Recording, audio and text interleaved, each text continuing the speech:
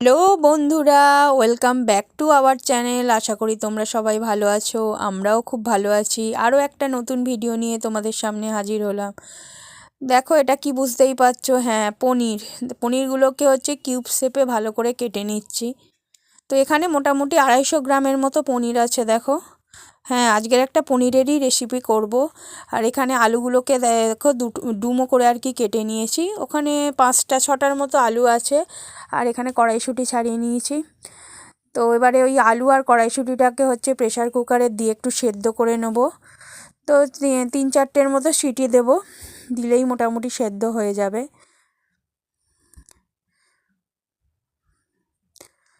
তো কড়াইশুঁটি আর আলুটাকে প্রেশার কুকারে দিয়ে সিদ্ধ করে নিচ্ছি। যদি কেউ মনে করো সেদ্ধ নাও করতে পারো, একটু সময়টা বেশি লাগবে। আমি একটু সেদ্ধ করে নিলাম যাতে তাড়াতাড়ি রান্নাটা হয়ে যায়। তো কুকারে মোটামুটি 3-4টে মানে সিটি মারলেই তোমার সেদ্ধ হয়ে যাবে। এদিকে কড়াইতে দেখো সাদা তেল নিয়েছি। এখানে সাদা তেল আর একটু সর্ষের তেল দিয়েছিলাম, দুটোকে মিক্স করে নিয়েছি। আর তেলে একটু নুন দিয়ে দিলাম যাতে পনিরগুলো যখন ভাজবো যাতে না কড়ার তলায় তোমার আটকে যায়। তো তেলটা গরম হয়ে গেছে, এবার পনিরগুলোকে ভেজে নিচ্ছি। পনিরগুলোকে তো জানো লালচে লালচে করে ভেজে নেব। তো পনিরগুলো একদমই খুব টাটকা ছিল তো ওই জন্য বেশ নরম পনিরগুলো দেখো লাল লাল হয়ে গেছে এক পিঠ। এবার উল্টে দিচ্ছি। এবার অন্য পিঠটাও যদি লাল লাল হয়ে গেলে ভেজে তুলে নেব। এই দেখো ভাজা মোটামুটি পনির আমার হয়ে গেছে, আমি তুলে নিয়েছি এবারে। তো পনিরগুলোকে মোটামুটি দুবারে ভেজেছিলাম। কি বলো তো, একটার উপর একটা উঠে গেলে পনির সব ভাজা ঠিকঠাক মতো হবে না, সেই জন্য একটু ছাড়িয়ে ছাড়িয়ে ভাজলেই ভালো হয়। এবারে কড়াইতে ওই পনির ভাজা মানে তেলের মধ্যে তেলটাকে একটু কমিয়ে নিয়েছি, অতটা তেল দেব না। তো ওই তেলের মধ্যে তোমার 3টে এলাচ দিয়ে দিয়েছি, একটু ফাটিয়ে নিয়েছি এলাচগুলোকে। এরপর 2টো তেজপাতা দিয়ে দিয়েছি দেখো।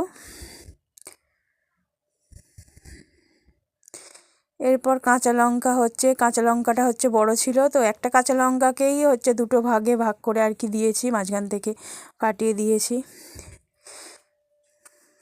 এরপর একটু নাড়িয়ে নিলাম, নাড়ানোর পরে এখানে একটা টমেটো কুচিয়ে রেখেছিলাম, তো টমেটোটা দিয়ে দিলাম। তোমরা একটার বদলে 2টো টমেটো দিলেও ক্ষতি নেই, আমি এখানে একটা টমেটোই দিয়েছি।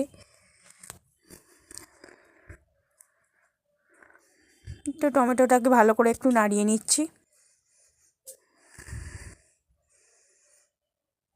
আমি যেহেতু হালকা বেশি কি বলবো রিচ করব না, তাই বেশি মশলাপাতি দিইনি, অল্প মশলাতেই রান্নাটা করেছি। এই দেখো এখানে হলুদ দিয়ে দিচ্ছি, ভালো করে মিশিয়ে নিচ্ছি। এরপর জিরে গুঁড়ো দিয়ে দিলাম, হলুদ গুঁড়ো জিরে গুঁড়ো দিয়ে দিলাম পরিমাণ মতো, যে যেরম মানে রান্নায় এটা তো আর বলার কিছু নেই, ওই 1/2 টেবিল স্পুনের মতো দিলেই হবে। এরপর দেখো একটু কালারটা সুন্দর আসার জন্য কাশ্মীরি লঙ্কার গুঁড়ো দিয়ে দিলাম, সামান্য পরিমাণেই কাশ্মীরি লঙ্কার গুঁড়ো দিয়েছি। তো কাশ্মীরি লঙ্কার গুঁড়োই তো জানো ঝাল হয় না, শুধুমাত্র কালারটা আসার জন্যই। তো এটা দেখতে সুন্দর হয়, কথাই বলে না পেহলে দর্শনধারী ফের গুণবিচারী। তো এটা দেখতে কালারটা খুব সুন্দর আসে, দেখো কি সুন্দর লাল লাল। শীতের দিনে একটু লালচে লালচে মানে কি বলবো, ঝাল খেতে পারি না, তো ওই জন্য ঝাল হলে মুশকিল। তো দেখতে মানে ঝাল ঝাল হবে এরকম জিনিস বেশ ভালোই লাগে। এরপর পরিমাণ মতো তোমার নুন চিনি দিয়ে দিলাম, দিয়ে একটু নাড়িয়ে নিচ্ছি। নুন তো স্বাদ মতো যে যেরম খাবে দিয়ে দিলে। দেখো কালারটা দেখো কি সুন্দর এসছে, আর দেখো সাইড থেকে একটা তেল ছাড়ছে, যত তুমি মানে কষবে তত তেলটা তোমার ছাড়বে।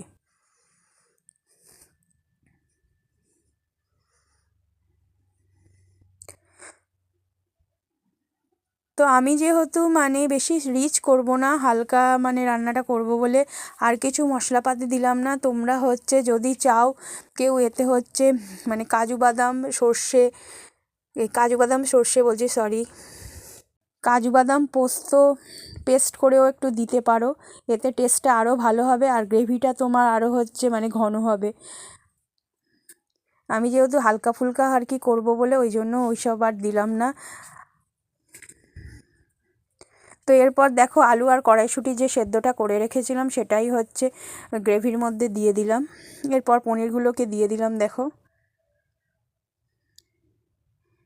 পনিরগুলোকে দিয়ে একটু নাড়িয়ে নেব ভালো করে, একটু গ্রেভির সাথে ভালো করে পনির আলু কড়াইশুঁটি সব হচ্ছে মাখিয়ে নিচ্ছি। এরপর জল দিয়ে দেবো। জল দিয়ে খানিকটা ফুটলেই তোমার একটু ঘন ঘন হয়ে গেলেই আমি নামিয়ে নেব। রেডি আমার হচ্ছে মটর পনির। সিম্পল রান্না। লাস্টে একটু হচ্ছে দেখো মাখন দিয়ে দিচ্ছি, তাও মাখনটা আমার কম ছিল বলে কম হয়ে গেছে। মাখনটা যত বেশি দেবে একটা সুন্দর মাখনের আর কি গন্ধ আসবে। আশা করি ভিডিওটা তোমাদের ভালো লেগেছে। যদি ভালো লেগে থাকে অবশ্যই ভিডিওটা পুরো দেখো, আমাদের পাশে থেকো আর এইভাবে সাপোর্ট করে যেও। Thank you so much. আর একটা লাইক দিয়ে ভিডিওটা দেখো।